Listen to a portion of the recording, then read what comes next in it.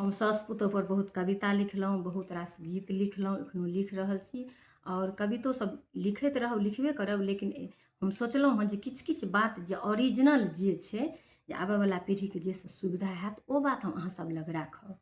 देखियौ कतबो हम साउस पर लिख देबै जे साउस एना करै छथिन, ओना करै छथिन, ओहिसँ कोनो बदलाव होइवला नहि छै। किएक तऽ स्वभाव व्यक्तिके नहि बदलै छै। हाँ, जिनका सङ्गे भेजल छै कनी काल नीक लागि जाइ छै कि हाँ सही बात छै, आओर एहि दुआरे हम लिखै छियनि जे ओहि साउसके पता चलतनि जे हाँ हमर किरदानी सबके पता छै, सोशल मीडियापर ट्रेंड कऽ रहल अछि। तऽ भऽ सकैए किछु सुधार करथिन, लेकिन एहन देखऽमे नहि भेटल हन आ होइयोवला नहि छै।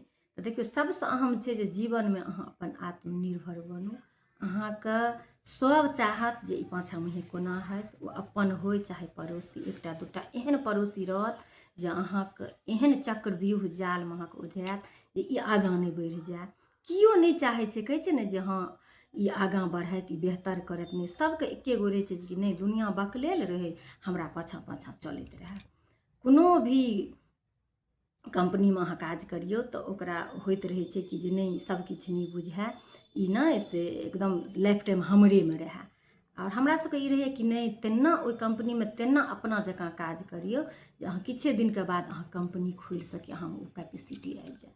लेकिन नहि, दुनिया चाहै छै कि जे नहि कनि मंद बुद्धि रहै। तहिना घरोमे साउस रहै, ननद रहै, घरोवला रहै, केओ रहै तऽ हुनका सबके होइत रहै छनि जे हमेशा ई कमजोर रहै, जे ई अपना लेल नहि सोचब। पहिले वएह छलै जे लोक अशिक्षित छलै, लोकके बजैके कैपेसिटी ओतेक हिम्मत नहि छलै, नहि बाजल होइ छलै। आइकाल्हि लोक शिक्षित भेलै, जहाँ कि अपना लेल एक शब्द बजै छै कि बस ओतेकसँ लोकके से विवाद भेनाइ शुरू भऽ जाइ छै। तऽ विवाद इवाद करैके हमर कहैके मतलब कोनो नहि छै। अहाँ खाली ई परखियौ जे अहाँ लेल के ठाढ़ होइए, अहाँ आगूसँ ककरो मदद करियौ, बढ़िआँ जेना करियौ। जतऽसँ अहाँ देखबै कि नहि दुनिया अपना लए हरान छै, तऽ अपन रास्ता अहाँ खुद बनाउ, अपन सशक्त भऽ जाउ। अहाँके सबटा लुरि ढङ्ग चीज अबैत रहत ने तऽ जल्दी अहाँमे केओ हाथ नहि देत, केओ नहि देत। आ जरै लेल कोन छै, अहाँ अपनो गहना गढ़ेबै, अपनो पाइके तऽ दुनिया जरबे करै छै। लेकिन ओहिसँ हुनका अपने नुकसान होइ छै। जे हम कहै छी केओ ननद गहना गढ़ेतै तऽ साउस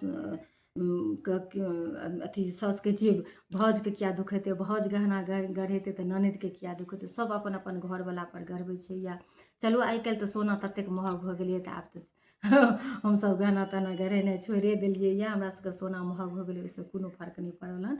लेकिन स्वतंत्रता ओतबे महग छै, बस हमरा सबके स्वतंत्रता भेटबाक चाही।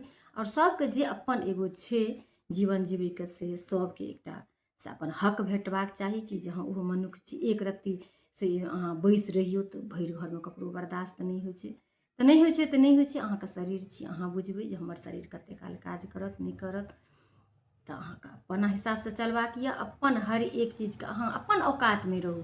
अहाँके अपन की इनकम यऽ, नहि दोसरके देखौंस करू आ नहि दोसरके अहाँ से भरोसे रहू जे हमरा ई चीज कऽ देत। तऽ चलू अहाँ सबके ई गप केहन लागल, हम मिलै छी बहुत जल्दी अगला वीडियोमे। ताबत तक सब गोटाके जय सिया राम, जय मिथिला।